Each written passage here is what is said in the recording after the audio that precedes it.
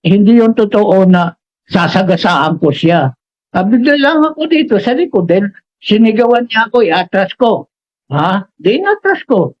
Eh, may tatamaan sa likod. May tatamaan sa likod na tricycle. Ay, nagsigawan doon, abante, abante, ganun. Dinabigla ako, di ba? Yung parang gumanon lang yun. Ganon. Kaya nabigla ako pagtapak ng silin ito. Oo. Wala man sasagasaan doon. Opo. Kaya hindi totoo yun na kung sasagasaan ko siya, ipapaling ko yung ulo patungo sa kanya, di ba? Hindi mo ba ako nakikilala, pulis ako.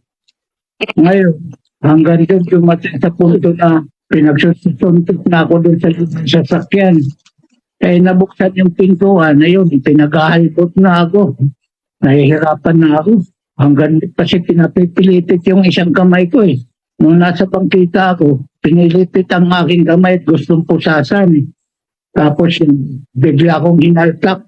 Kinalatkat ako at pinasok ako doon sa kotse. Hindi lang naman ako naimik. Nung tumatakbo na kami, kung lang kita makikita sa kali. Pag nakita kita sa kali, bang maniw ka, babarilin kita. Sabing ganun sa akin. Kaya nung naramdaman nyo nung mga panahon yun, parang pakiramdam nyo ba natatakot na kayo sa seguridad ninyo? O dahil... Natural, at iniisip ko nga, baka barilin ako eh. May mensahe po kayo sa kanya, sir? Kay Corporal? Wala na akong may mensahe doon. Kahit anong kong mensahe, kung talagang gusto niya akong patayin, hahanap ng butas yun.